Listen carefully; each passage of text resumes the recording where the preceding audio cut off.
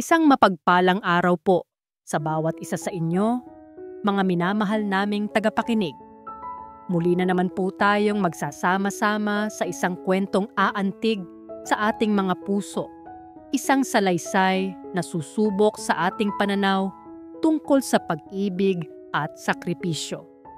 Sabi nila, gagawin daw ng isang anak ang lahat para sa kanyang pamilya.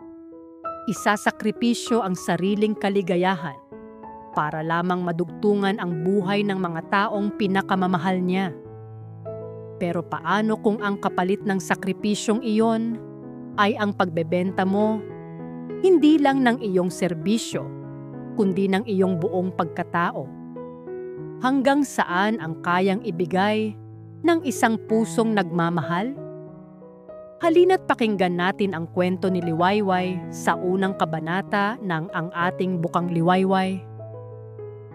Nanginginig pa rin ang mga kamay ni Liwayway Aguilar habang hawak ang telepono. Ang boses ng kanyang ina sa kabilang linya, basag at puno ng pag-aalala, ay tila isang sirang plakang paulit-ulit na tumutugtog sa kanyang isipan. Wayway anak, ang tatay mo kailangan na niyang maoperahan sa puso sa lalong madaling panahon. At pagkatapos ay ang mga salitang tila bumingi sa kanya, ang mga salitang humatol sa kanilang kahirapan. 20 milyong piso. Napapikit ng mariin si Liwayway. 20 milyon. Ni sa kanyang pinakamalwildeng panaginip ay hindi siya makakahawak ng ganoong kalaking halaga. Sa sahod niya bilang isang waitress sa mamahaling restaurant Hiyas, kahit isanla pa niya ang kanyang kaluluwa, ay hindi niya iyon mabubuo. Ang bawat sulok ng marangyang restaurant, ang mga kumikinang na chandelier, ang mga mamahaling kubyertos, lahat ng iyon ay tila nangungutya sa kanya. Ang buong lugar ay parang naging isang malaking entablado ng kasinungalingan, kung saan kailangan niyang ngumiti at magsilbi habang ang mundo niya ay unti-unting gumuho. Bumibigat ang bawat paghinga. Ang bawat hakbang niya, dala-dala ang isang tray ng mamahaling alak ay tila may pabigat na 1,000 kilo. Kailangan niyang kumilos. Kailangan niyang gumawa ng paraan. Para sa tatay niya, ang taong kumupkop at nagmahal sa kanya na parang tunay na anak. Sa kanyang pagmamadali at pagkalito, hindi niya namalayan ang isang bisitang biglang tumayo mula sa kinauupuan nito. Sa isang iglap, nabitawan niya ang tray. Ang matinis na tunog ng nabasag na kopita ay umalingaw-ngaw sa buong restaurant, kasabay ng pagbuhos ng pulang alak sa puting-puting damit ng isang importanteng kliyente. Natahimik ang lahat. Nanlamig ang buo niyang katawan. Ang lahat ng mata ay nakatuon sa kanya. Ngunit isang pares ng mata lang ang kinatatakutan niya. Ang mga matang iyon na malamig pa sa yelo, puno ng awtoridad at pagkadismaya. Mula sa kanyang kinatatayuan sa dulo ng silid, dahan-dahang lumapit si Amihan Montenegro, ang may-ari ng restaurant, ang kanyang kilabot na boss.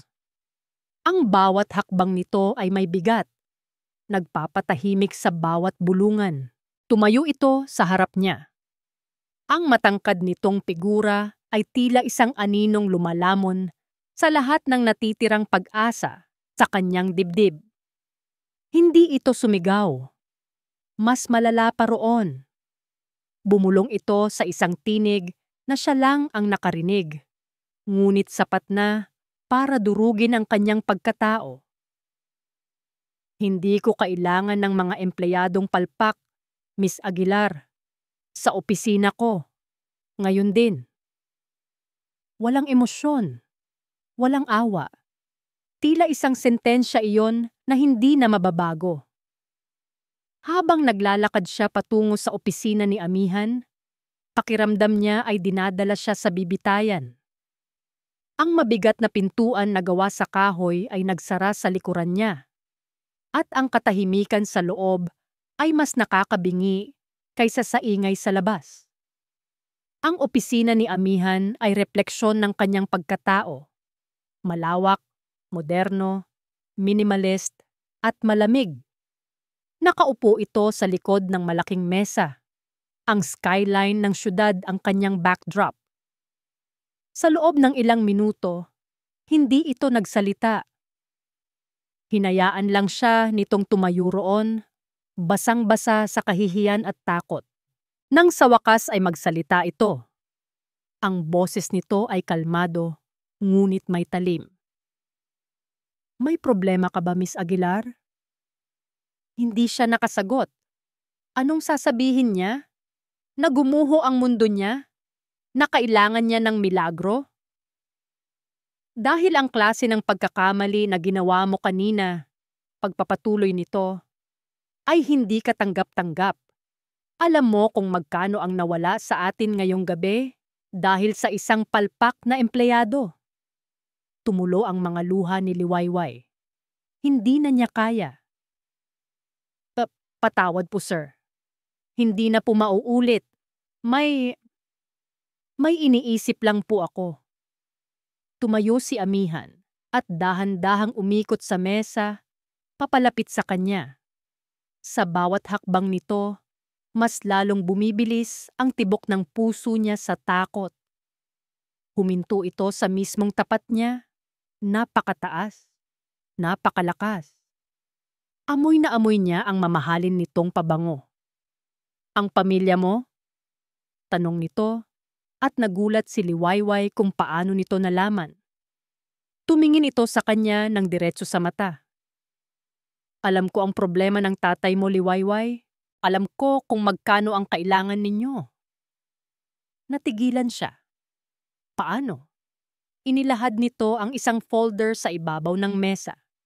20 milyon. Isang halaga na hindi mo kailanman kikitain sa buong buhay mo. Ang mga salita nito ay tila mga punyal na tumusok sa kanyang puso. Totoo. Pero masakit.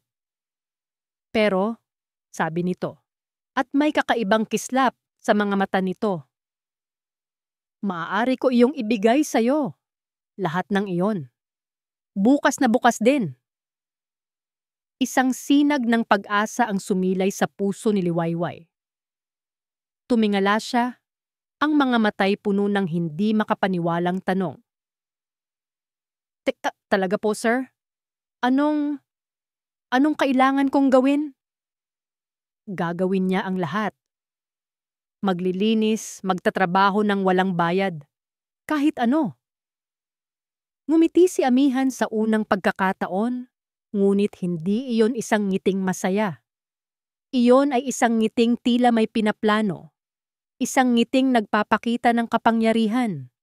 Lumapit pa ito at bumulong. Ang mga salita nito ay malinaw, tiyak, at ganap na nakakagulat. Simple lang ang kapalit, sabi nito. Ang malamig na hininga ay dumadampi sa kanyang pisngi. I will pay for your father's surgery. In exchange, you will become my wife for 1 year. Parang isang panaginip. Isang masamang panaginip, ang mga salita ni Amihan Montenegro.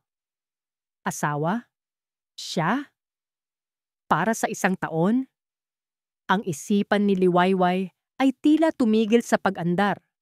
Naglakad siya palabas ng opisina. Dumaan sa restauran na puno pa rin ng mga tao. Ngunit wala siyang makita. Wala siyang marinig. Ang tanging umuulit-ulit sa kanyang utak ay ang alok na iyon. Isang kasal na may katumbas na buhay. Pag-uwi niya sa kanilang maliit at simpleng bahay sa baryo masikap, naabutan niyang mahimbing na natutulog ang kanyang ama. Tinitigan niya ang payapang mukha nito, ang bawat guhit sa noo nito ay kwento ng mga taon ng pagsusumikap para sa kanila. Ang marahang pagtaas at pagbaba ng dibdib nito sa bawat paghinga ang naging paalala sa kanya kung gaano karupok ang buhay nito ngayon. Sa tabi nito, ang kanyang ina ay tahimik na nagdarasal. Ang mga butil ng rosaryo ay dumudulas sa pagitan ng kanyang mga daliri. Dito, sa gitna ng kanilang kapayakan at pagmamahalan, nahanap ni Liwayway ang kanyang sagot. Anong halaga ng kanyang sariling kaligayahan kung mawawala naman ang haligi ng kanilang tahanan? Anong silbi ng kanyang dignidad kung hindi nito kayang bilhin ang gamot na kailangan ng kanyang ama? Sa sandaling iyon, habang pinagmamasdan ang natutulog na ama, ibinenta na niya ang kanyang sarili. Ang desisyon ay naging isang matalim na kirot sa kanyang puso, isang sakripisyong tahimik niyang inialay. Kinabukasan, dinala siya ng driver ni Amihan sa isang nagtataasang gusali sa puso ng Makati. Ang opisina ng abogado nitong si Diwa Salcedo, hindi ito katulad ng amo niya. Si Attorney Salcedo ay may mainit na ngiti at mabait na mga mata, ngunit sa likod niyon ay isang profesionalismo na hindi matitinag. Miss Aguilar, bati nito, maupo ka. Inilatag nito sa harapan niya ang isang makapal na dokumento. Ito ang kasunduan. Pinaliwanag na ba sa iyo ni Ami ang lahat ng detalye? Tumango lang si Liwayway, hindi magawang magsalita.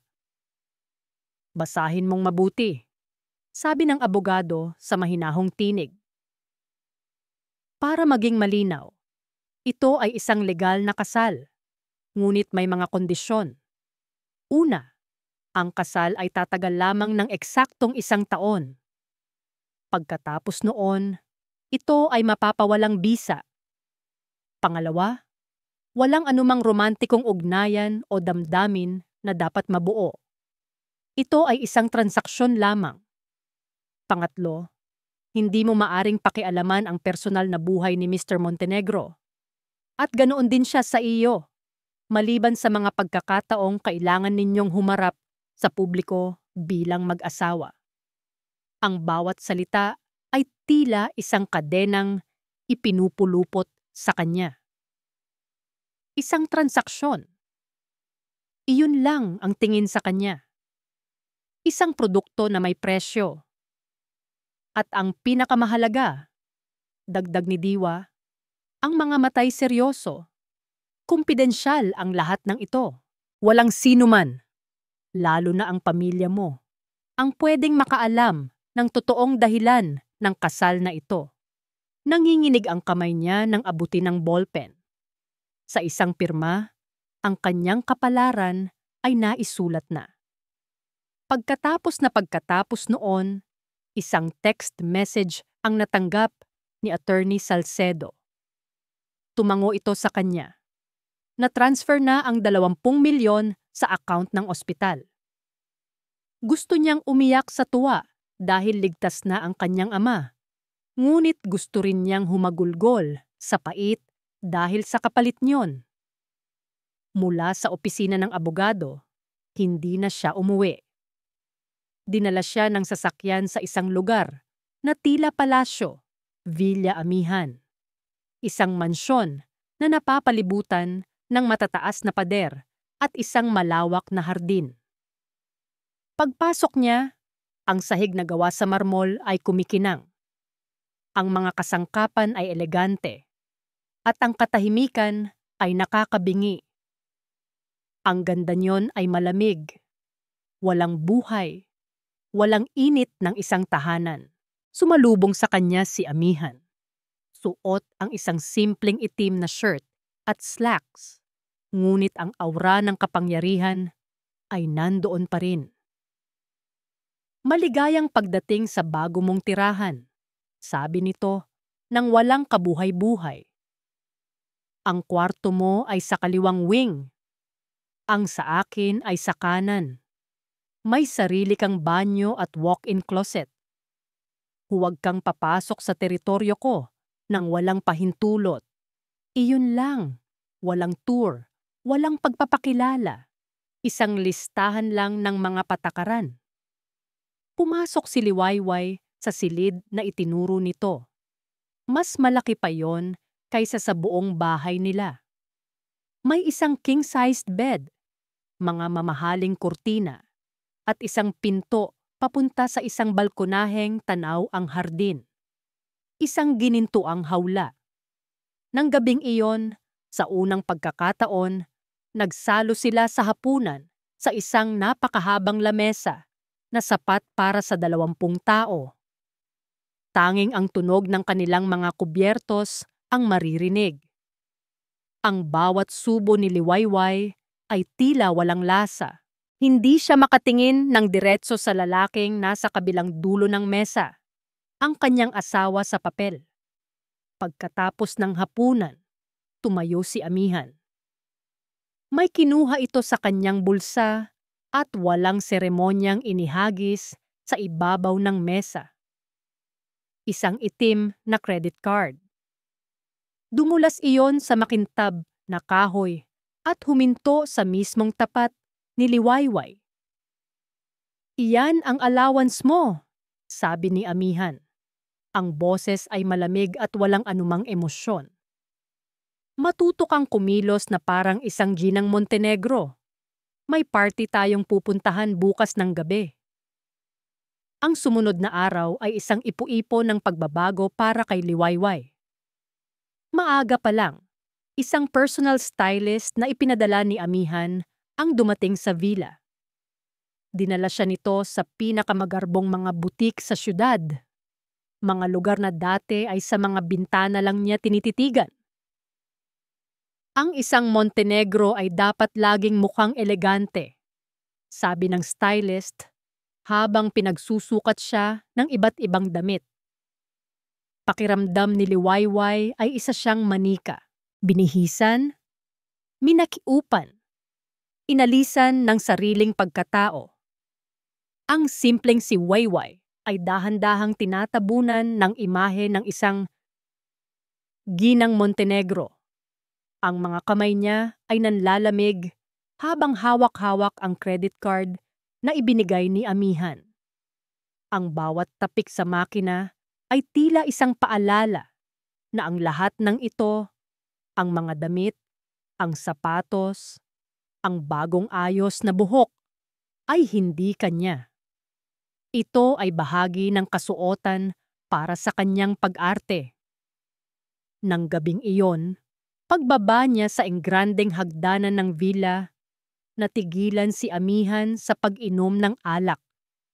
Nakatitig ito sa kanya at sa isang saglit, may nakita si Liwayway na kakaiba sa mga mata nito. Isang kislap ng paghanga, marahil. Ngunit kasing bilis ng paglitaw nito ay nawala rin iyon, napalitan ng dati nitong malamig na ekspresyon. Suot niya ang isang dark blue evening gown na yakap-yakap ang kanyang katawan. Simple ngunit elegante. Sa unang pagkakataon, hindi niya nakilala ang babaeng nasa salamin. "Handa ka na?" Tanong lang nito at tumango siya bilang sagot. Ang party ay ginanap sa isang 5-star hotel. Pagpasok pa lang nila, lahat ng mata ay napunta sa kanila. Ang mga bulungan ay tila mga bubuyog na umuugong sa paligid. Siya na ba ang asawa ni Amihan Montenegro? Saan niya nakuha yan? Mukhang simple lang. Baka isa lang sa mga laruan niya. Pero kasal? Imposible. Narinig ni Liwayway ang lahat. Ang bawat salita ay tumutusok sa kanyang kumpiyansa. Napayuko siya. Nais na lang maging invisible. Ngunit naramdaman niya ang kamay ni Amihan na biglang humawak sa kanyang baywang. Isang hawak na matatag at nagbibigay ng babala sa lahat ng nakatingin. "Ngumiti ka," bulong nito sa kanyang tainga. Ang hiningay mainit. "Asawa kita. Huwag kang magmukhang kawawa." Pilit siyang ngumiti, kahit na ang puso niya ay kumakaripas sa kaba. Ipinakilala siya ni Amihan sa mga kasosyo nito sa negosyo, sa mga maimpluwensyang tao na ang mga pangalan ay nababasa niya lang sa dyaryo. Sa bawat pagpapakilala, ang mga salitang aking asawa, si Liwayway, ay tila sabay na matamis at mapait sa kanyang pandinig. Habang abala si Amihan sa pakikipag-usap, isang grupo ng mga babaeng sosyal ang lumapit kay Liwayway. Ang mga ngiti nila ay matamis, ngunit ang mga matay mapanuri. "So ikaw pala ang maswerte," sabi ng isa. Nakilala niya bilang si Katrina, isang sikat na modelo. "Paano mo nahuli ang pinakakumpirmadong bachelor ng Maynila?" Ang tanong ay may halong pang-iinsulto. May... Hindi naman po sa ganoon," nauutal niyang sagot. "Huwag ka nang mahiya."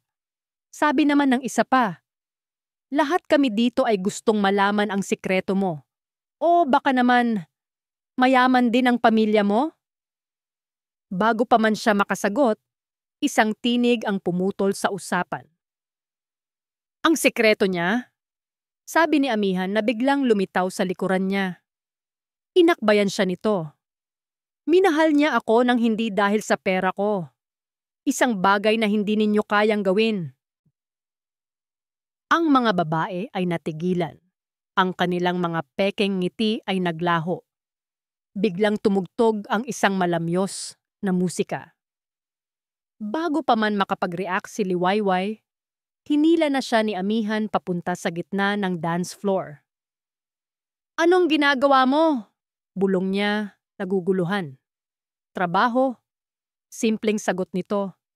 Lahat sila nakatingin. Kailangan nating magmukhang kapani-paniwala. Inilagay nito ang isang kamay sa kanyang baywang at ang isa naman ay hinawakan ang kanyang kamay. Ang init ng palad nito ay tila nangunguryente. Ang distansya nila ay halos wala na. Amoy na amoy niya ang pabango nito. Isang amoy na panlalaki at nakakaakit. Nagsimula silang sumayaw. Sa una, naninigas ang kanyang katawan. Ngunit iginya siya ni Amihan sa bawat hakbang. Ang mga galaw nito ay tiyak at magaan. Habang umiikot sila sa saliw ng musika, ang mga ilaw sa paligid ay tila naglaho. Tanging sila na lang dalawa ang nandoon. Napatingin siya sa mukha nito. Sa malapitan, kitang-kita niya ang malalantik nitong pilik mata, ang perpektong hubog ng kanyang panga. At sa unang pagkakataon, ang mga mata nito ay hindi malamig. Mayroon itong kakaibang lalim, isang bakas ng kalungkutan na hindi niya maintindihan. Nagtama ang kanilang mga paningin at sa ilang segundong iyon, nawala ang lahat ng pagkukunwari. Tila may isang bagay na totoo, isang koneksyon na hindi maipaliwanag. Ang puso ni Liwayway ay nagsimulang tumibok sa isang ritmo na hindi pamilyar. Isang ritmo ng pag-asa. Naramdaman niyang humigpit ang hawak nito sa kanyang baywang at ang mukha nito ay bahagyang lumapit sa kanya. "Ngumiti ka ng totoo," bulong nito. Ang boses ay mas malambing ngayon. "Bagay sa'yo." Pagkatapos ng sayaw, bumalik sila sa kanilang mesa. Ngunit ang kuryenteng namagitan sa kanila ay nanatili. Nang matapos ang gabi at makasakay na sila sa kotse, ang katahimikan ay hindi na kasing bigat ng dati. May kung anong nagbago. Subalit pagpasok nila sa pinto ng Villa Amihan, biglang binitawan ni Amihan ang kanyang kamay. Lumayo ito at ang malamig na pader sa pagitan nila ay muling bumalik, mas mataas at mas matibay kaysa dati. Humarap ito sa kanya, ang mukha ay ganap ng walang emosyon. Huwag mong isipin ang nangyari kanina, sabi nito sa isang tinig na kasing lamig ng hangin sa labas. It was just part of the show. Huwag kang magkakamaling umasa. At pagkasabi niyon, tinalikuran na siya nito at umakyat sa sarili nitong wing ng mansyon. Iniwan si Liwayway na nakatayo sa gitna ng malawak na foyer. Ang puso'y gulong-gulo at ang isip ay puno ng kalituhan. Ang mga salitang binitawan ni Amihan, "It was just part of the show," ay naging isang pader na yelo sa pagitan nila. Sa mga sumunod na araw, ang Villa Amihan ay naging mas malamig at mas tahimik kaysa dati. Nagkikita sila sa agahan, ngunit walang imikan. Nagkakasalubong sila sa pasilyo, ngunit nag-iiwasan ng tingin. Si Amihan ay bumalik sa dati nitong pagiging abala, laging wala sa bahay, at kung naroon man, ay laging nakakulong sa kanyang opisina. Sinubukan ni Liwayway na kumbinsihin ang sarili na tama lang iyon. Ito ang napagkasunduan. Isang transaksyon. Ngunit hindi niya kayang lokohin ang sarili. Ang init ng kamay nito sa kanyang baywang, ang lalim ng titig nito habang sila'y sumasayaw. Ang mga alaalang iyon ay tila mga sudsod na bumabaon sa kanyang puso. Nagsimula siyang umasa at ngayon ay sinasampal siya ng katotohanang isa lang, iyong malaking pagkukunwari. Dahil sa sama ng loob, pagod sa pag-arte, at bigla ang pagbabago ng panahon, isang araw ay nagising si Liwayway na masama ang pakiramdam. Nilalagnat siya at nananakit ang buong katawan. Sinubukan niyang bumangon, ngunit ang mundo ay umikot sa kanya. Wala siyang nagawa, kundi ang humiga muli. Nagulat siya nang biglang bumukas ang pinto ng kanyang silid. Pumasok si Amihan. Bihis na para sa opisina, ngunit huminto ito nang makita ang kalagayan niya. Kumunot ang noo nito. "Anong nangyari sa'yo?" tanong nito. Ang boses ay may bahid ng pag-aalala na pilit tinatago. "Sinat lang to," mahinang sagot ni Liwayway. Sinusubukang umupo. "Mawawala rin to." Lumapit si Amihan at inilapat ang likod ng palad nito sa kanyang noo. Ang pagdampi ng malamig nitong balat sa kanyang nag-iinit na balat ay nagdulot ng kakaibang kilabot sa kanya. "Mataas ang lagnat mo," sabi nito. Ang boses ay mas seryoso na ngayon. "Huwag kang bumangon." Sa buong araw na iyon, hindi umalis si Amihan para magtrabaho. Nag-utos ito sa mga katulong na maghanda ng sopas at gamot, ngunit ito mismo ang nag-asikaso sa kanya. Ito ang naglagay ng basang bimpo sa kanyang noo. Ito ang nagpilit sa kanyang kumain kahit wala siyang gana. Umupo ito sa isang silya sa tabi ng kanyang kama, tahimik na nagbabasa ng mga dokumento. Ngunit ang presensya nito ay sapat na. Nakatulugan ni Liwayway ang pagbabantay nito. Sa kanyang paggising, dapit hapon na. Nakita niyang nakasandal si Amihan sa upuan. Ang mga matay nakapikit. Sa kanyang pagkakatulog, mukha itong payapa, na wala ang laging bakas ng pagiging seryoso at malamig. Mukha itong pagod at sa unang pagkakataon, nakita ni Liwayway ang kahinaan sa likod ng matigas nitong anyo. Naramdaman siguro nito ang kanyang pagtitig dahil dahan-dahan itong nagmulat ng mata. "Gising ka na pala. Kumusta ang pakiramdam mo?" "Medyo mabuti na," sagot niya. "Salamat." "Wala yon," sabi nito. "Bahagi ng kasunduan na siguraduhing hindi ka mamamatay sa poder ko." Sinubukan nitong magbiro, ngunit ang mga matay hindi nagsisinungaling. May pag-aalala roon. Nang gabing iyon, hindi na bumalik sa sariling silid si Amihan. Inalalayan siya nitong makalabas sa balkonahe para makalanghap ng sariwang hangin. Tahimik silang nakatayo roon, pinagmamasdan ang buwan na sumisilip sa mga ulap. Namimiss ko na sila nanay at tatay.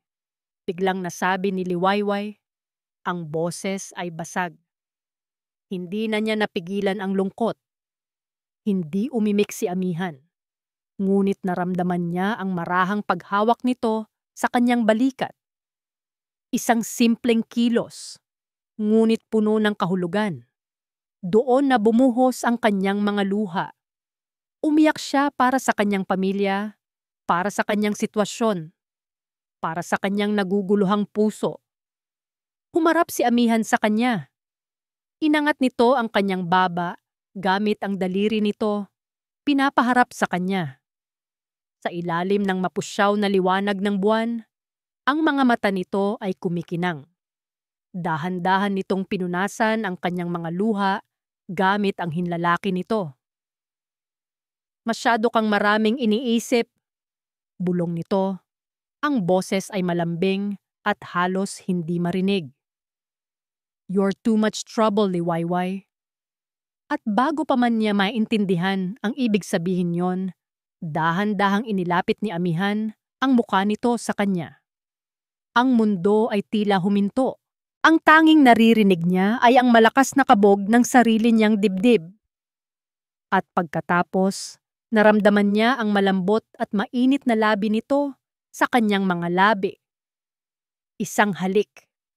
Hindi ito tulad ng mga halik na napapanood niya sa pelikula. Walang pagnanasa, walang pagmamadali.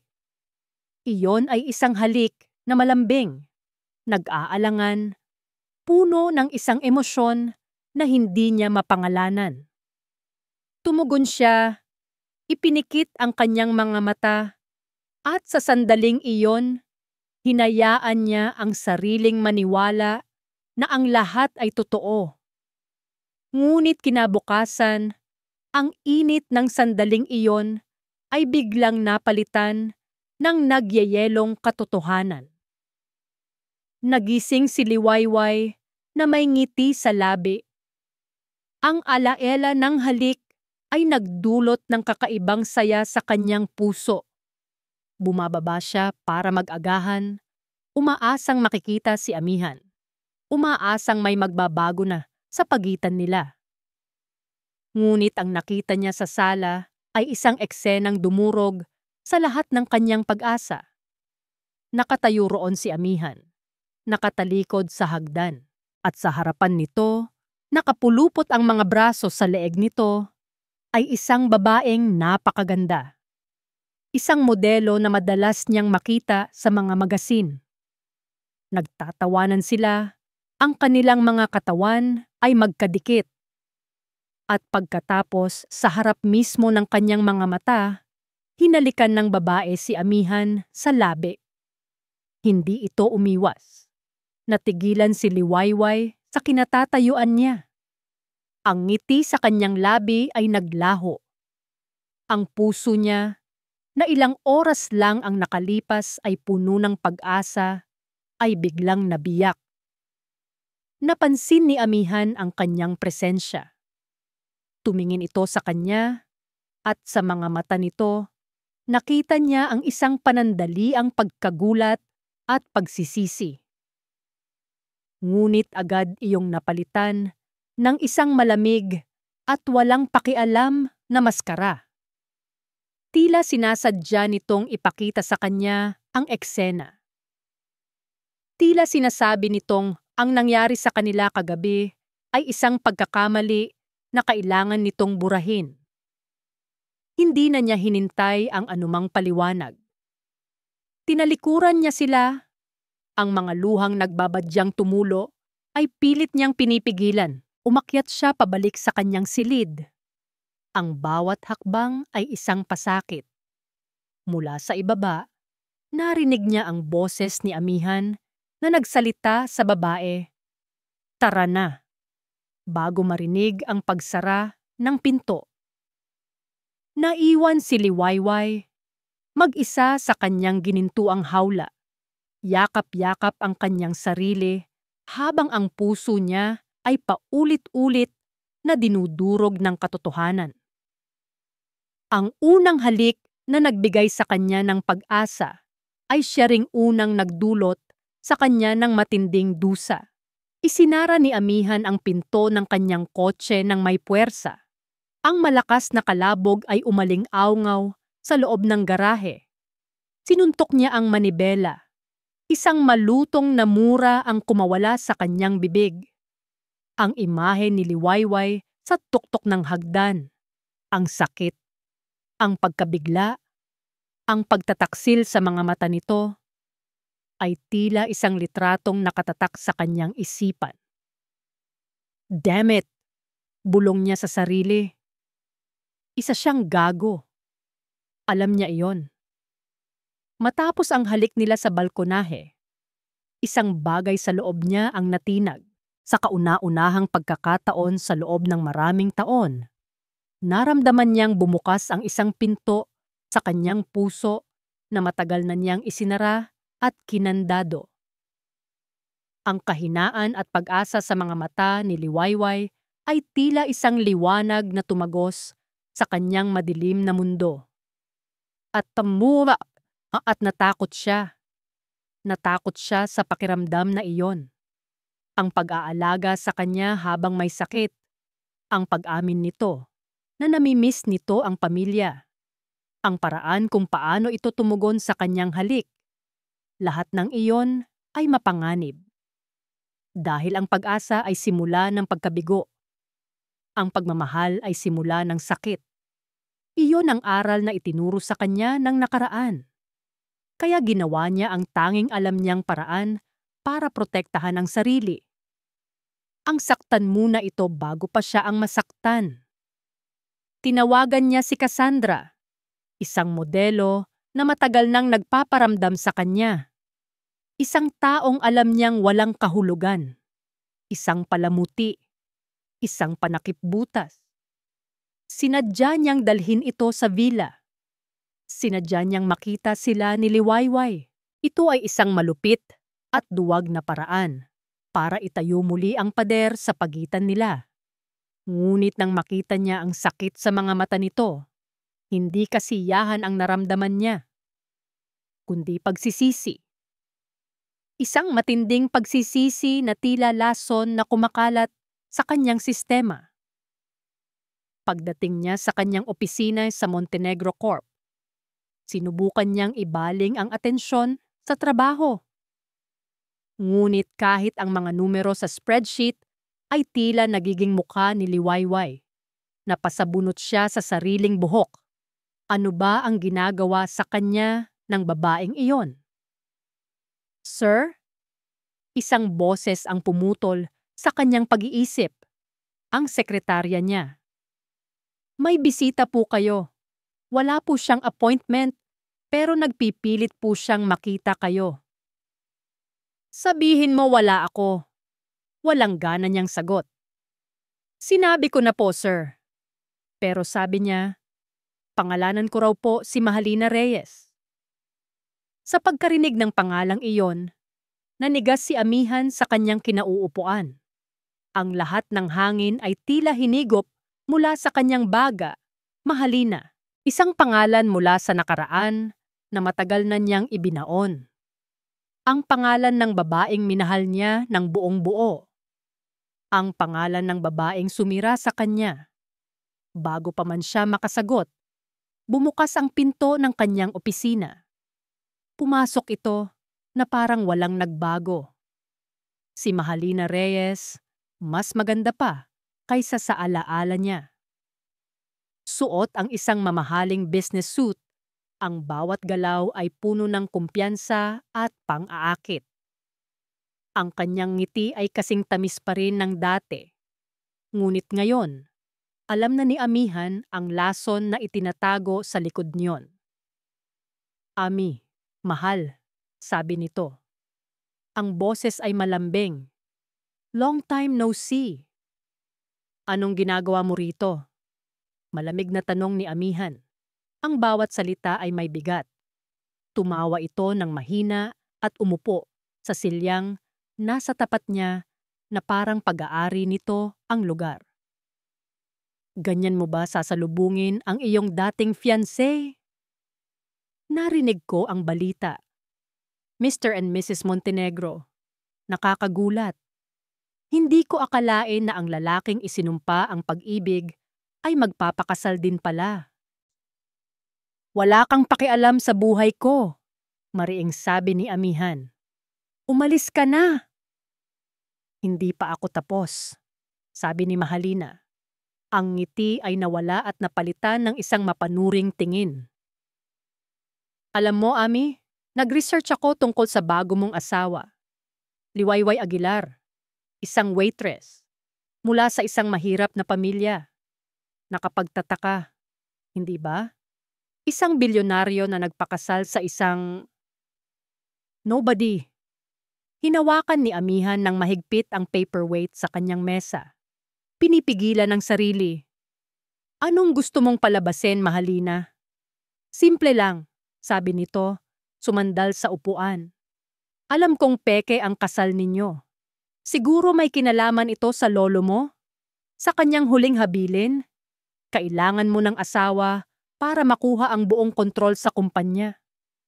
Natigilan si Amihan. Ang babaeng ito ay tuso pa rin tulad ng dati. At dahil alam ko ang sikreto mo, pagpapatuloy nito, ang boses ay nagiging isang banta. Nasa akin ang kapangyarihan, isang tawag lang sa board of directors, isang tip sa media, at ang buong Montenegro Empire mo ay guguho. Anong kailangan mo? Tanong ni Amihan. Ang panga ay nagtagis. Ngumiti muli si Mahalina, isang ngiting tagumpay. Ikaw, gusto kong bumalik ka sa akin. Hiwalayan mo ang basahan na yan at pakasalan mo ako. Tayo ang dapat na magkasama, Ami. Noon pa man. Huminga ng malalim si Amihan. Isang galit na hindi niya naramdaman sa loob ng maraming taon ang bumabalik. Ang galit sa pagtataksil nito. Ang galit sa sarili dahil naging mahina siya.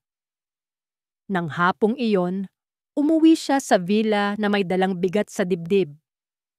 Kailangan niyang protektahan ang kumpanya. Iyon ang ipinamana sa kanya.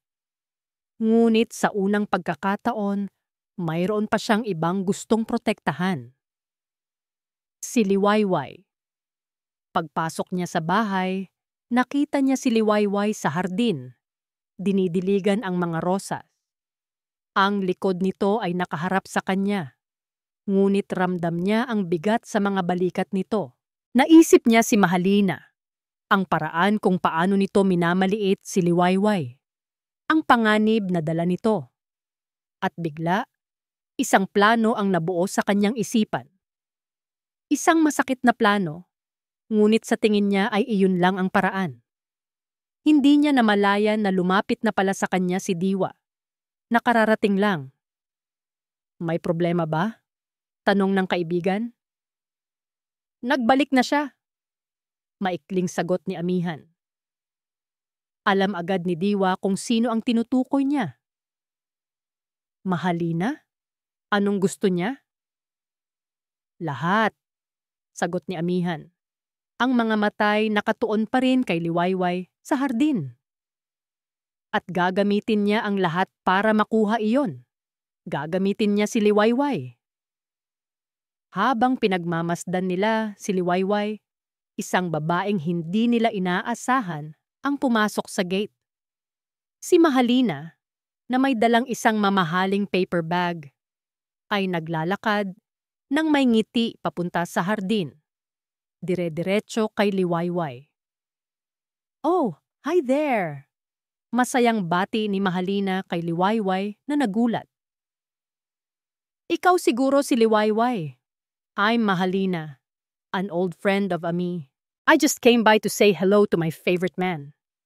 Tumingin si Mahalina mula kay Liwayway papunta kay amihan na nakatayo sa may pinto. At ngumiti ito ng isang matamis, ngunit puno ng kahulugang ngiti. "You must be the temporary replacement, right?" Bulong nito kay Liwayway.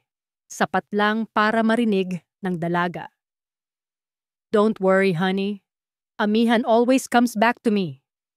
Ang mga salita ni Mahalina, temporary replacement, ay tila isang dagang bumaon ng malalim sa puso ni Liwayway. Nanatili siyang nakatayo sa hardin. Ang pandilig ay mahigpit na hawak sa kanyang kamay. Matagal matapos umalis ang magandang babae. Ang matamis nitong ngiti at ang lason sa likod niyon ay nag-iwan ng pait sa kanyang lalamunan. Hindi niya kailangang tanungin kung sino si Mahalina.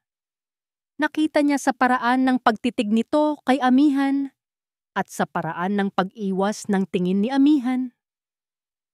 Ito ang nakaraan. Ito ang multo na dahilan kung bakit si amihan ay naging ganito. Malamig, malayo, at takot magmahal. At siya, si Liwayway, ay isa lamang pansamantalang panakip sa sugat na iniwan ng babaeng iyon. Nang gabing iyon, hindi siya bumaba para maghapunan. Nawalan siya ng gana. Hinintay niya ang pagdating ni amihan sa kanyang silid. Kailangan niya ng kasagutan. Kahit gaano pa kasakit, kailangan niyang marinig ang katotohanan mula mismo rito. Ilang oras siyang naghintay. Nang bumukas ang pinto, pumasok si amihan na amoy alak. Hindi ito lasing, ngunit halatang uminom para magkaroon ng lakas ng loob. "Kailangan nating mag-usap," sabi ni Liwayway. Ang boses ay matatag sa kabila ng kabang nararamdaman. Humarap si amihan. Ang muka ay hindi mabasa. "Tungkol saan?" "Sino si Mahalina?" Diretsahang tanong niya. "Siya." Isang mapait na ngiti ang sumilay sa labi ni amihan. "Nakita mo na pala ang multo ng nakaraan." "Siya ba ang dahilan?" Tanong ni Liwayway. Ang mga luha ay nagsisimula ng mamuo sa kanyang mga mata. "Siya ba ang dahilan kung bakit ganito ka?" Hindi sumagot si amihan. Tinalikuran siya nito at tumingin sa bintana. Ang pananahimik nito ay mas masakit pa kaysa sa anumang salita. "Amihan, magsalita ka," sigaw ni Liwayway. Ang kanyang pagtitimpi ay nawala na. "Sabihin mo sa akin ang totoo. May kahit katiting na pagtingin ka ba sa akin? O lahat ba ng ito? Ang pag-aalaga mo, ang halik, lahat ba yun kasama sa palabas?" Humarap si amihan sa kanya at sa isang iglap, nakita niya ang sakit sa mga mata nito. Isang sakit na malalim at totoo. Ngunit kasing bilis ng kidlat, nawala iyon. Napalitan ng isang malamig at walang awang tingin. Ito na ang pader. Ang pader na lagi nitong itinatayo sa pagitan nila. Pagtingin? Ulit nito, ang boses ay puno ng pangungutya. "Huwag ka tangang maging hangal, Liwayway. Akala mo ba talaga ay magkakagusto ako sa isang tulad mo? Isang waitress na binayaran ko para magpanggap na asawa ko? Ang bawat salita ay isang sampal. Ang bawat salita ay isang patalim. Ginawa ko ang dapat kong gawin para maging kapani-paniwala ang lahat. Iyon lang." Pagpapatuloy nito. "Nagbalik na si Mahalina. Siya ang mahal ko. Noon at ngayon. Ang kontrata natin ay malapit nang matapos. Panahon na para itigil ang kahibangang ito." Gumuho ang mundo ni Liwayway. Ito na yon. Ang kinatatakutan niya. Ang katotohanang pilit niyang iwinawaksi. Hindi na niya napigilan ang pagbuhos ng kanyang mga luha. Ang sakit ay tila isang alon na lumalamon sa kanyang buong pagkatao. Sinungaling ka, sabi niya sa basag na tinig. Nakita ko sa mga mata mo. Naramdaman ko. Wala kang naramdaman. Putol ni Amihan. Ang boses ay tumaas na. Guni-guni mo lang ang lahat. Gumising ka na sa katotohanan. Liwayway, hindi kita mahal at hinding-hindi kita mamahalin. Tila nabingi si Liwayway. Ang huling salita ni Amihan ay paulit-ulit na umaling-aungaw sa kanyang isipan. Hindi na siya makahinga. Kailangan niyang makaalis. Kailangan niyang lumayo sa lugar na ito. Sa lalaking ito na dumurog sa kanyang puso. Kinuha niya ang singsing na pangkasal sa kanyang daliri, ang simbolo ng lahat ng kanilang kasinungalingan, at ibinato ito sa paanan ni Amihan. Ang munting tunog ng pagbagsak nito sa sahig ay tila tunog ng kanyang nabasag na puso. Tapos na ang palabas, sabi niya. Ang boses ay halos pabulong. Tinalikuran niya ito at tumakbo palabas ng silid. Narinig niyang tinawag nito ang kanyang pangalan, ngunit hindi siya lumingon. Tumakbo siya pababa ng hagdan, palabas ng mansyon, patungo sa kadiliman ng gabi. Ang ulan ay nagsimulang bumuhos, malalaking patak na tila nakikidalamhati sa kanya. Hindi niya alam kung saan siya pupunta. Ang alam niya lang ay kailangan niyang lumayo. Sumakay siya sa isa sa mga kotse na nakaparada sa garahe. Ang kotseng itinalaga para sa kanya. Pinaandar niya ito. Ang mga kamay ay nanginginig sa manibela. Ang paningin ay lumalabo dahil sa walang tigil na pag-agos ng kanyang mga luha. Habang pinapatakbo niya ang kotse palayo sa Villa Amihan, isang boses ang sumigaw sa kanyang likuran. Liwayway, si Amihan, tumatakbo sa gitna ng ulan, sinusubukang habulin siya. Nakita niya ito sa rearview mirror. Ang mukha'y puno ng isang emosyon na hindi niya mabasa. Pagsisisi, takot. Ngunit huli na ang lahat. Tinapakan niya ang silinyador. Ang pagnanais na makatakas ay mas malakas kaysa sa lahat. Dahil sa kanyang nag-uumapaw na emosyon at sa madulas na kalsada, hindi niya napansin ang isang malaking puno sa gilid ng daan kung saan may biglaang liko. Huli na nang sinubukan niyang kabigin ang manibela. Ang huling nakita niya ay ang nakakasilaw na ilaw mula sa kasunod na kotse. Ang kotse ni Amihan, bago ang isang malakas na impact. Ang tunog ng nababasag na salamin at nayuyuping metal. At pagkatapos, kadiliman. Ang huling narinig niya bago mawala na ng malay ay isang desperadong sigaw. Isang sigaw na puno ng sakit at paghihinagpis. Na tinatawag ang kanyang pangalan sa gitna ng rumaragasang ulan. Liwayway! Ang unang nagparehistro sa kamalayan ni Liwayway ay ang amoy. Amoy ng antiseptiko at gamot. Pagkatapos ay ang kulay, puti. Isang puting kisame, mga puting dingding. Dahan-dahan niyang iminulat ang kanyang mga mata. Nasaan siya?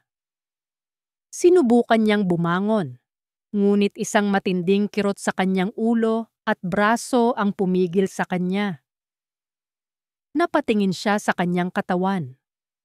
Ang kaliwang braso niya ay nakakast at mayroon siyang mga benda sa ilang bahagi ng katawan. Nasa ospital siya. Ang mga alaala ng huling gabi ay bumalik na parang isang malakas na sampal. Ang masasakit na salita ni Amihan, ang pagtakbo niya sa gitna ng ulan, ang nakakasilaw na ilaw, at ang nakabibinging pagbangga. Iginala niya ang kanyang paningin sa paligid ng silid. Isang pribadong silid, halata sa kaluwagan at modernong kagamitan. Ngunit wala si Amihan. Ang inasahan niyang mukha na unang makikita ay wala roon. Ang tanging naroon tahimik na nakaupo sa isang sulok ay ang abogado nitong si Diwa Salcedo. Nang mapansin ni Diwa na gising na siya, mabilis itong lumapit. Ang muka nito ay puno ng pag-aalala. "Liwayway, salamat sa Diyos at gising ka na," sabi nito. "Kamusta ang pakiramdam mo?" "Nasaan? Nasaan si amihan?" Tanong niya, ang boses ay mahina at paos. Iyon ang unang tanong na lumabas sa kanyang bibig, sa kabila ng lahat ng sakit na idinulot nito. Nag-iwas ng tingin si Diwa.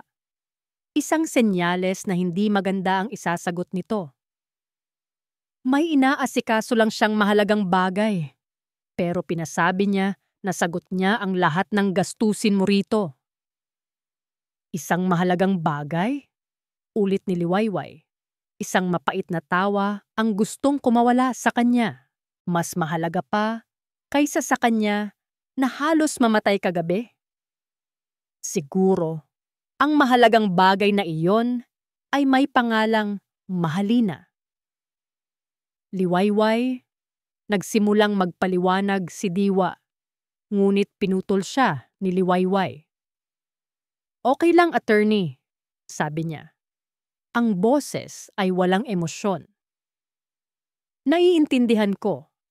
Ito na siguro ang pinakamalinaw na paraan para sabihing tapos na ang lahat." May iniabot si Diwa na isang envelope.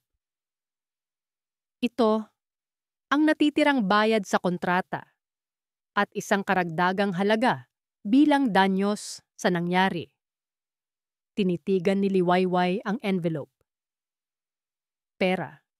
Sa huli, pera pa rin ang katumbas ng lahat. Ang kanyang serbisyo, ang kanyang puso, ang kanyang mga pasa at sugat. Tumangulang siya at kinuha iyon. Hindi na siya umimik. Sa mga sumunod na araw, walang amihan na nagpakita. Tanging si Diwa lang ang regular na dumadalaw para kumustahin siya at i-update tungkol sa kanyang discharge.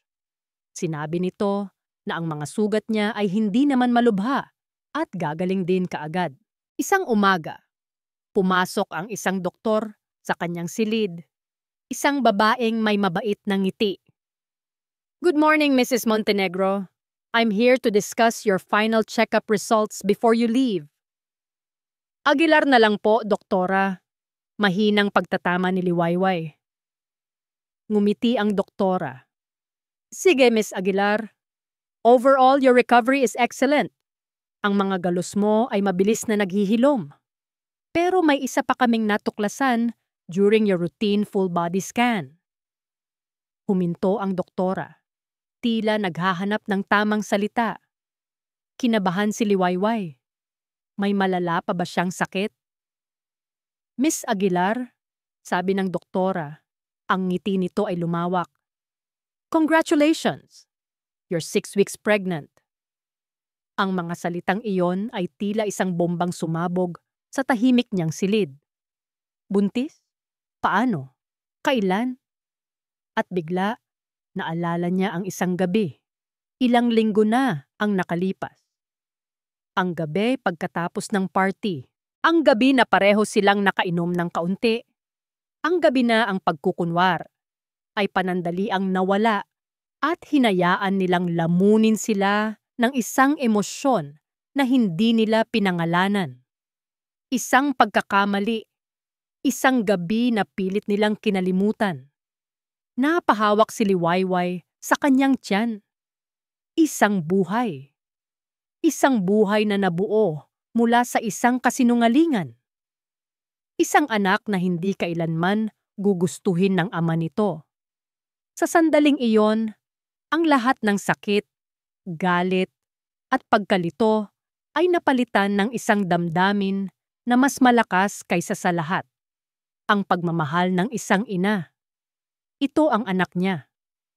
Hindi anak ni Amihan Montenegro, ang bilyonaryo, kundi anak niya, si Liwayway Aguilar. Isang piraso ng kanya na walang sinuman ang makakakuha o makakasakit. Nang araw na iyon, gumawa siya ng isang desisyon. Pagkalabas niya ng ospital, hindi siya bumalik sa Villa Amihan. Hindi rin siya umuwi sa kanyang mga magulang. Alam niyang hahanapin siya roon. Ginamit niya ang perang ibinigay sa kanya para magsimula ng isang bagong buhay. Nag-iwan siya ng isang maikling sulat para sa kanyang ina. Sinasabing magtatrabaho siya sa malayo at huwag mag-alala. Nangako siyang babalik kapag handa na siya. Pumunta siya sa terminal ng bus. Bumili ng tiket papunta sa isang probinsya sa timog na hindi pamilyar sa kanya, isang lugar kung saan walang nakakakilala sa kanya. Isang lugar kung saan maaari niyang palakihin ang kanyang anak ng payapa. Habang papalayo ang bus sa magulo at manlolokong syudad ng Maynila, idinantay niya ang kanyang ulo sa bintana. Ang mga luhang kanina pa niya pinipigilan ay malaya nang umagos sa kanyang mga pisngi. Ngunit hindi na ito luha ng pait. Ito ay luha ng pamamaalam at ng isang bagong simula. Hinaplos niya ang kanyang patag na tiyan. Huwag kang mag-alala, anak. Bulong niya sa hangin. Kahit tayong dalawa lang, kakayanin natin. Ako ang magiging nanay at tatay mo. Sa paglubog ng araw, ang bus ay patuloy na tumakbo palayo. Dala-dala ang isang babaeng wasak, ang puso, ngunit may bagong determinasyon, at isang maliit na lihim na lumalaki sa kanyang sinapupunan. 4 na taon ang lumipas. Sa isang maliit at payapang bayan sa probinsya ng Quezon, ang sikat ng araw ay ginintuan. Isang halakhak ng bata ang umaling-aungaw sa isang hardin na puno ng mga bulaklak. "Habulin mo ako, Mama!" Sigaw ng isang maliit na batang babae na may mahabang itim na buhok at mga matang kumikinang na parang mga bituin. "Naku, bituin anak! Ang bilis mo namang tumakbo!" Sagot ng isang babae. Ang boses ay puno ng pagmamahal at saya. Si Liwayway Aguilar, mas payak ang kasuotan ngayon, ngunit mas nagliliwanag ang kanyang ganda, ay hinahabol ang kanyang 4 na taong gulang na anak. Ito na ang kanilang mundo. Isang maliit na bahay na inuupahan, isang maliit na panaderya na itinayo niya mula sa kanyang ipon, at isang buhay na simple, ngunit puno ng pagmamahal. Malayo sa anino ng mga Montenegro, pinalaki niya si Bituin ng mag-isa. Ang kanyang anak, ang kanyang bituin sa madilim na gabi, ang naging lakas niya. Paminsan-minsan, sumasagi pa rin sa isip niya si Amihan, isang multo ng nakaraan na nag-iiwan ng kirot. Ngunit ang pagmamahal niya para kay Bituin ay mas malakas kaysa sa anumang sakit.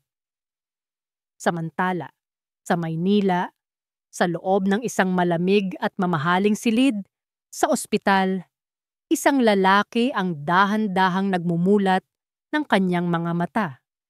Si Amihan Montenegro ay nakatingin sa puting kisame. Ang isip niya ay isang blangkong papel.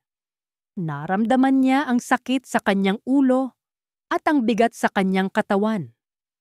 Isang babae ang agad na lumapit sa kanya. Ang muka'y puno ng pag-aalala. Maganda. Pamilyar, ngunit hindi niya mapangalanan. "Ami, mahal, gising ka na," sabi ni Mahalina Reyes. "Salamat sa Diyos."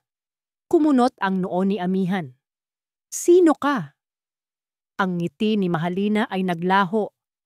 Sa tabi niya, si Diwa Salcedo ay napabuntong hininga. 2 linggo ng komatose si Amihan matapos ang isang malubhang aksidente sa sasakyan. Nagskid ang kotse nito sa basang kalsada at bumangga sa isang truck. Ngayon, gising na nga ito, ngunit may isang malaking problema. Amnesia. sabi ng doktor, pagkatapos ng ilang pagsusuri. Retrograde amnesia. May mga bahagi ng kanyang alaala, partikular na ang mga nangyari sa nakalipas na 5 taon, na tila nabura. Sa mga sumunod na araw, sinubukan ni na Mahalina at Diwa na tulungan siyang alalahanin ang lahat. Ikinuwento ni Mahalina na sila ay magkasintahan na nagkabalikan. Ikinuwento ni Diwa ang tungkol sa kanilang kumpanya. May mga bagay na naaalala si Amihan, ang kanyang pagkabata, ang kanyang lolo, ang negosyo. Ngunit ang mga detalye ng mga nakalipas na taon ay malabo.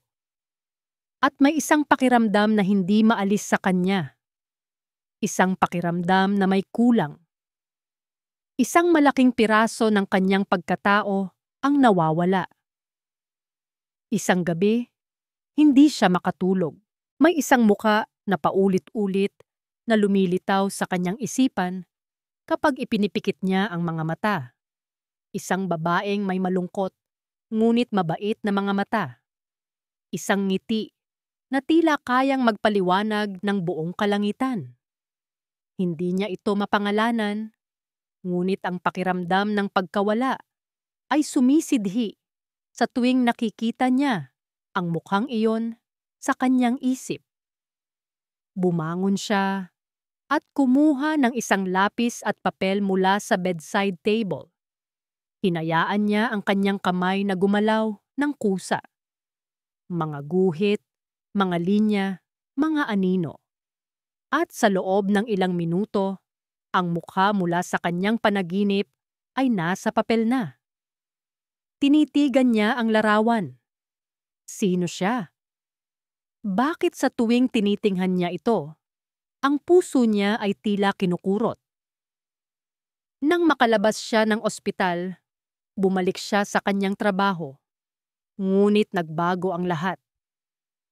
Ang dating walang pakialam na si Amihan ay naging mas tahimik, mas mapag-isip. Madalas siyang natutulala, tila may hinahanap. Isang hapon, habang naghahalungkat sa kanyang opisina sa villa, may nakita siyang isang kahon sa ilalim ng kanyang kama. Isang kahon na hindi niya naaalalang nandoon. Pagbukas niya, naglalaman iyon ng mga sketchpad.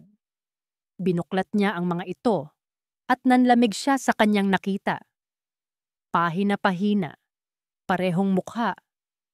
Ang mukha ng babae sa kanyang mga panaginip, ang mukha ng babae na kanyang iginuhit. May mga guhit na nakangiti ito, natutulog, tumatawa. Ang bawat guhit ay puno ng emosyon, puno ng pagmamahal. Sa ilalim ng isang partikular na magandang guhit ng babae habang natutulog, may nakasulat na isang salita, liwayway. Liwayway. Ang pangalan ay tila isang kulog na yumanig sa kanyang buong pagkatao. Nang gabing iyon, muli siyang binangungot. Sa kanyang panaginip, nasa gitna siya ng isang malakas na ulan. Sumisigaw ng isang pangalan. Liwayway! Nagising siyang humihingal, pawis na pawis. Ang sakit sa kanyang puso ay hindi na niya matiis. Tumayo siya.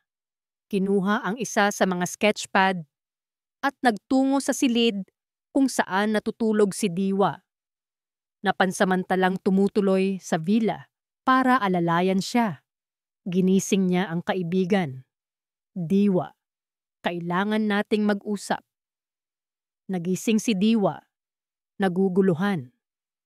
Inilahad ni Amihan ang sketchpad sa harap nito. Sino siya? Tanong ni Amihan. Ang boses ay desperado. Sino si Liwayway? Huwag mo akong sasagutin ng kasinungalingan. Bakit sa tuwing iniisip ko siya, pakiramdam ko ay nawala sa akin ang buong mundo ko? Tinitigan ni Diwa ang guhit. Pagkatapos ay ang desperadong mukha ng kanyang kaibigan. Ang bigat ng kasalanan na matagal na niyang dinadala ay tila bumabagsak na sa kanya. Ang katahimikan sa silid ay mabigat. Nakatitig si Diwa sa sketchpad. Ang kanyang mukha ay isang bukas na aklat ng pagsisisi at pag-aalinlangan. Alam ni Amihan na ang kaibigan niya ay may itinatago at sa gabing ito, hindi siya papayag na hindi malaman ang katotohanan. Diwa, I'm not asking again, sabi ni Amihan. Ang boses ay kalmado ngunit may diin. Who is she? Huminga ng malalim si Diwa. Tila nag-iipon ng lakas. Umupo ka muna, Ami. Mahaba-habang usapan ito. Hindi gumalaw si Amihan. Tatayuan ko ito. Sabihin mo na. Sa mga sumunod na oras, ang pader ng kasinungalingan na itinayo sa paligid ni Amihan ay dahan-dahang gumuho. Inumpisahan ni Diwa ang kwento mula sa simula. Ang tungkol sa habilin ng kanyang lolo, ang desperadong pangangailangan niya para sa isang asawa, at ang pagpili nila kay Liwayway Aguilar, ang simpleng waitress. Habang nagsasalita si Diwa, may mga pira-pirasong imahe na lumilitaw sa isip ni Amihan. Isang babaeng kinakabahan sa loob ng kanyang opisina, isang kontrata sa ibabaw ng mesa, isang malamig at tahimik na hapunan. Pagkatapos, ikinuwento ni Diwa ang tungkol sa kanilang kasal, ang pagpapanggap, ang mga party, ang sayaw. Biglang, isang malinaw na alaala ang bumalik kay Amihan. Ang pakiramdam ng baywang ni Liwayway sa kanyang mga kamay, ang amoy ng buhok nito, ang lungkot sa mga mata nito na napalitan ng panandaliang pag-asa. Ngunit ang pinakamatinding dagok ay nang ikwento ni Diwa ang mga sumunod na pangyayari. Ikinuwento nito kung paano, sa kabila ng kasunduan, ay dahan-dahang nahulog ang loob ni Amihan kay Liwayway. Hindi mo maalala, Ami, sabi ni Diwa. Ang boses ay basag. Pero nagbago ka. Nung nagkasakit siya, hindi ka umalis sa tabi niya. Nakita ko kung paano mo siya tingnan. Mahal mo siya. Natakot ka lang aminin. At pagkatapos ay ang pagbabalik ni Mahalina. Nagbanta siya, pag-amin ni Diwa. Sasabihin niya sa board ang tungkol sa pekeng kasal. Sisirain ka niya. At alam namin pareho na kaya niyang gamitin si Liwayway para saktan ka. Dito na pumasok ang pinakamabigat na bahagi ng revelasyon. Ako ang nakaisip ng plano, sabi ni Diwa. Hindi makatingin ng diretso sa kaibigan. Sinabi ko sa'yo na saktan mo siya. Na itaboy mo siya palayo para protektahan siya mula kay Mahalina, mula sa gulo ng mundo natin. Akala ko iyon ang tama. Akala ko iyon ang pinakamagandang paraan para palayain siya, para makahanap siya ng isang taong mas karapat-dapat. Biglang sumakit ang ulo ni Amihan. Ang mga alaala ay bumalik na parang isang malakas na baha. Ang muka ni Liwayway na puno ng luha. Ang mga masasakit na salitang binitawan niya. Ang singsing na bumagsak sa sahig. Ang pagtakbo nito sa gitna ng ulan. Ang aksidente. Hindi, bulong ni Amihan, napahawak sa kanyang ulo. Hindi, ang imahe ng nayuping kotse, ang basag na salamin, ang walang malay na katawan ni Liwayway. At ang desperadong sigaw niya ng pangalan nito. Lahat ay bumalik. Malinaw na malinaw. Ang aksidente, sabi ni Amihan. Pagkatapos ng aksidente, anong nangyari? Dinala ka namin sa ospital, sabi ni Diwa. Hindi ka nasaktan ng malubha. Pero si Liwayway, habang nagpapagaling siya, pinuntahan ko siya. Ibinigay ko ang pera. Sinabi kong ayaw mo na siyang makita. Pagkatapos niyang lumabas, nawala na lang siya. Walang nakakaalam kung saan siya nagpunta. Hinanap ka namin, Ami, pero Para siyang bulang naglaho. Napaupo si amihan sa gilid ng kama. Ang mukay nakasubsob sa kanyang mga palad. Ang bigat ng katotohanan ay tila isang bundok na dumagan sa kanya. Hindi lang niya sinaktan si Liwayway. Ipinagtabuyan niya ito. Hinayaan niyang mawala ito sa buhay niya dahil sa sarili niyang kaduwagan at sa maling payo ng kanyang kaibigan. At si Mahalina? Nasaan siya sa lahat ng ito? Biglang bumukas ang pinto ng silid. Nakatayo roon si Mahalina. Suot ang isang sutlang roba. Ami, mahal? Anong nangyayari dito? Tumingala si amihan. At sa unang pagkakataon, nakita niya si Mahalina sa kung sino talaga ito. Isang oportunista, isang manggagamit. Umalis ka, sabi ni amihan. Ang boses ay walang emosyon, ngunit puno ng bigat. Ano? Naguguluhang tanong ni Mahalina. Sinabi ko, umalis ka. Ulit ni amihan. Tumatayo. Tapos na ang pagpapanggap mo. Lumabas ka sa bahay ko. Ngayon din. Nakita ni Mahalina ang determinasyon sa mga mata ni amihan at ang pagsisisi sa mukha ni Diwa. Alam niyang tapos na ang laro. Walang sinabing salita, tumalikod ito at umalis. Naiwan silang dalawa ni Diwa. Ang katahimikan ay nabasag lamang ng nanginginig na paghinga ni amihan. 4 na taon, sabi ni amihan, ang boses ay puno ng sakit at pagsisisi. 4 na taon siyang nawawala dahil sa akin, dahil sa atin. Tumingin siya kay Diwa, ang mga matay namumula at puno ng isang desperadong tanong. Isang tanong na nagbigay kahulugan sa lahat ng kanyang naramdamang pagkukulang sa loob ng mga nakaraang linggo. Nasaan siya, Diwa? Tanong ni amihan. Ang boses ay basag. Alam kong may alam ka. Sa lahat ng koneksyon mo, imposible na hindi mo siya nahanap. Sabihin mo sa akin kung nasaan siya ngayon. Hinawakan niya ang balikat ng kaibigan. Ang pagkakahawak ay mahigpit at puno ng pakiusap. Please, Diwa. I need to find her. Kailangan kong itama ang lahat ng ito. Ang biyahe papuntang Baryo Masikap ay ang pinakamahabang biyahe sa buhay ni amihan. Bawat kilometro ay tila 1 taon ng kanyang pagsisisi. Sa tabi niya, tahimik na nakaupo si Diwa na nagpresintang samahan siya. Matapos ang buong katotohanan, naintindihan ni amihan na ang kaibigan niya ay nagkamali rin dahil sa pag-aalala. Ngunit ngayon, ang tanging mahalaga ay ang makita si Liwayway. Nang marating nila ang maliit at payapang bayan, isang kaba na hindi pa niya naramdaman noon ang bumalot sa kanya. Mas kinakabahan pa siya ngayon kaysa sa pagharap sa pinakamalaking business deal ng kanyang buhay. Ipinakita ni Diwa ang isang maliit na bahay na may hardin sa harap, puno ng mga bulaklak na halatang alagang-alaga. At doon, nakita niya ito.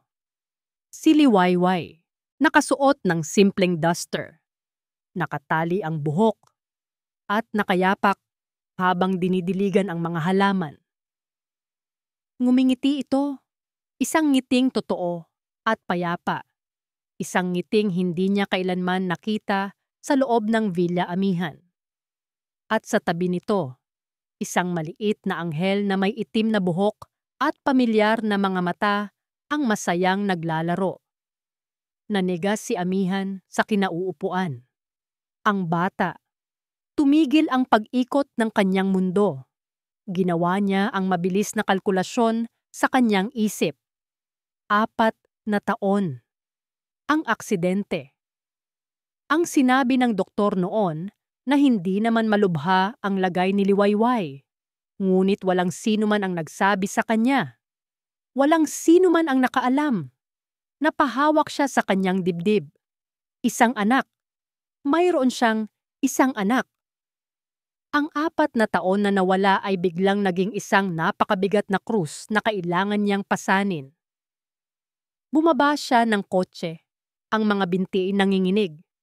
Dahan-dahan siyang naglakad palapit sa bakod na kawayan. Naramdaman ni Liwayway na may nakatingin sa kanila. Paglingon niya, nabitawan niya ang hawak na pandilig. Ang ngiti sa kanyang labi ay naglaho, napalitan ng pagkagulat at takot. Ang multo ng kanyang nakaraan, ang lalaking sumira sa kanyang puso, ay nakatayo roon. Ang una niyang naging reaksyon ay ang protektahan ang kanyang anak. Mabilis niyang itinago si Bituin sa kanyang likuran. Bituin, pumasok ka muna sa loob, utos niya sa mahinahong tinig.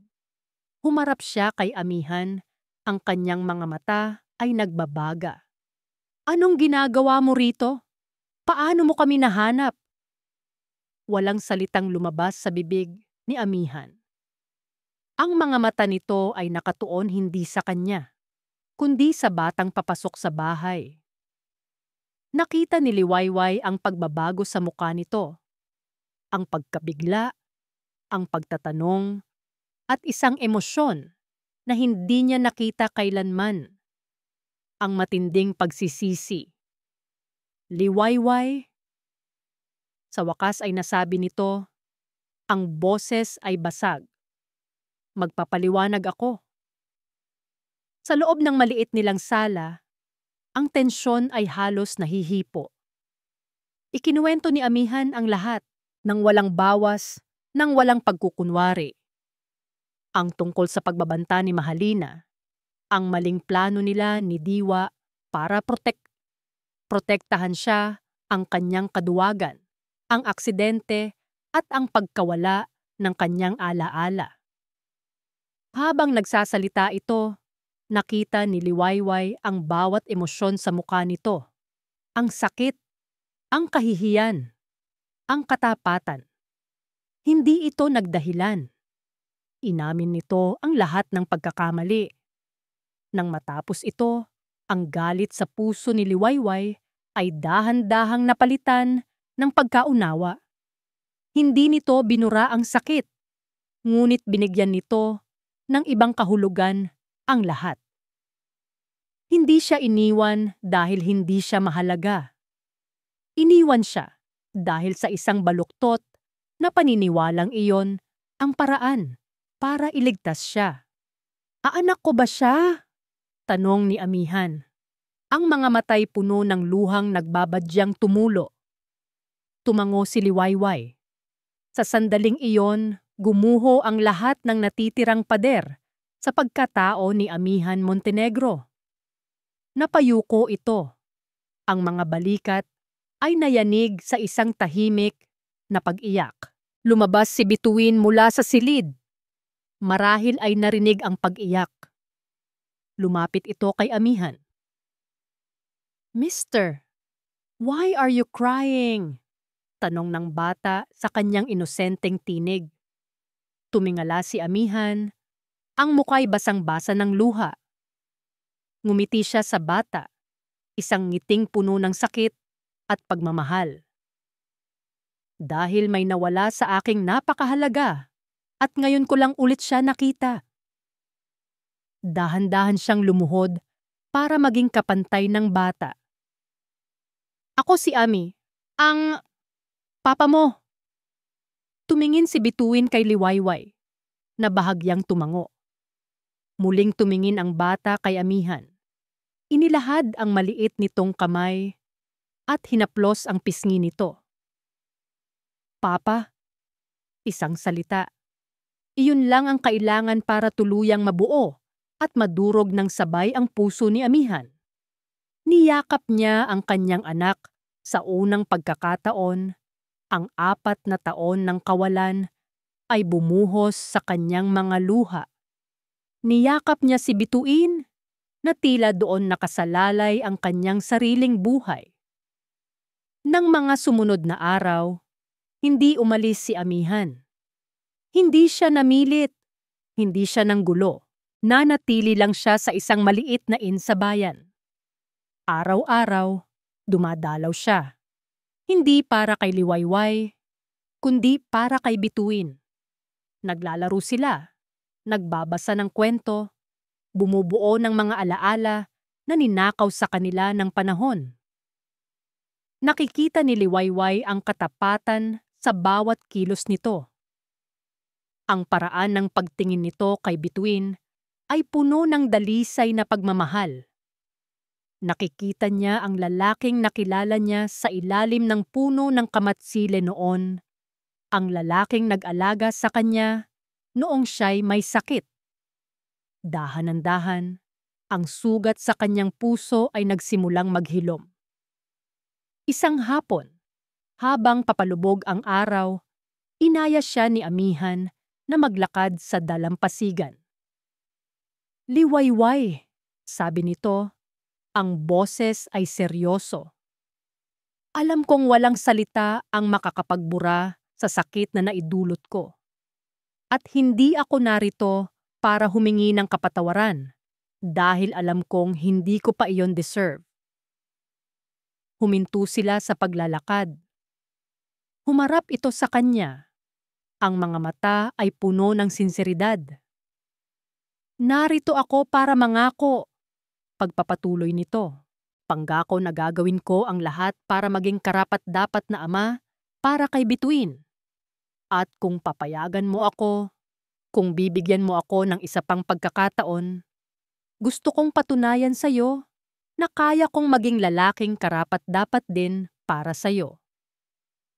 Mula sa kanyang bulsa, kinuha nito hindi ang isang mamahaling singsing na diamante, kundi isang simpleng singsing na yari sa pinulot na kabibe. Isang bagay na ginawa nito kasama si Bituin kaninang umaga. Lumuhod si Amihan sa buhanginan. "Noon, binigyan kita ng kontrata," sabi nito.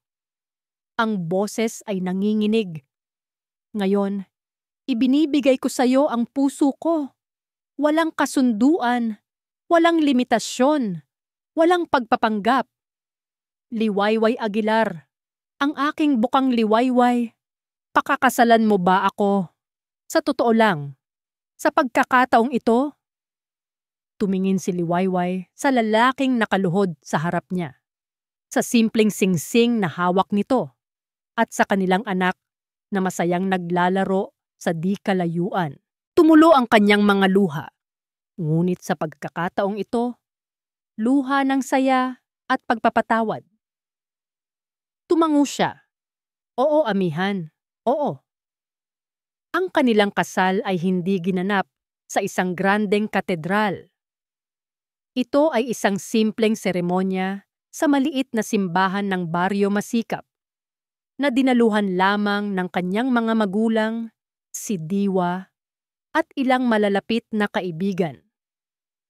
Habang naglalakad si Liwayway patungo sa altar, hawak-hawak ang kamay ng kanyang ama, nakita niya si Amihan na naghihintay, hindi bilang ang makapangyarihang si Mr. Montenegro, kundi bilang si Ami lang. Sa tabi nito, ang kanilang flower girl, si Bituin, na may daladalang basket ng mga bulaklak, ang buhay na simbolo ng kanilang nasirang nakaraan at ng kanilang pag-asang hinaharap. Nang magtagpo sila sa altar, hinawakan ni Amihan ang kanyang mga kamay. "Ikaw ang aking bukang liwayway," bulong nito.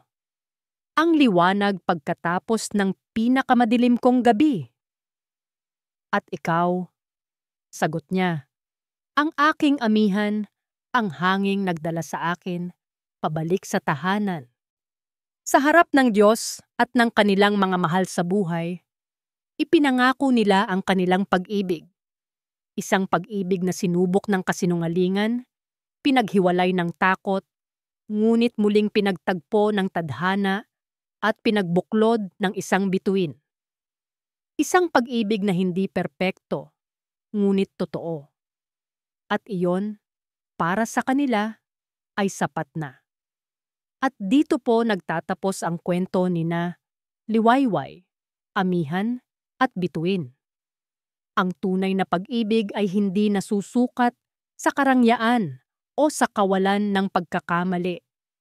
Ito ay nasusukat sa kakayahang magpatawad, bumangon mula sa sakit, at bigyan ng panibagong pagkakataon ang puso na muling umibig at magtiwala.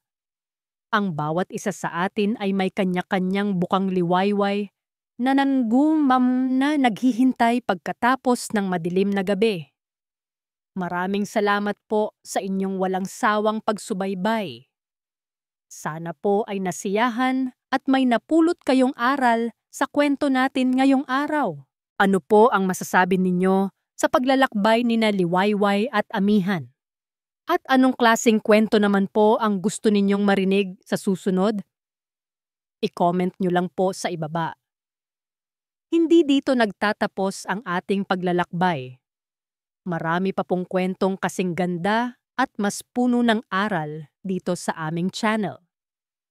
Kung nagustuhan nyo ang kwentong ito, i-like, i-share sa pamilya at mga kaibigan, at mag-subscribe na rin para lagi kayong updated sa mga susunod pa naming kwento.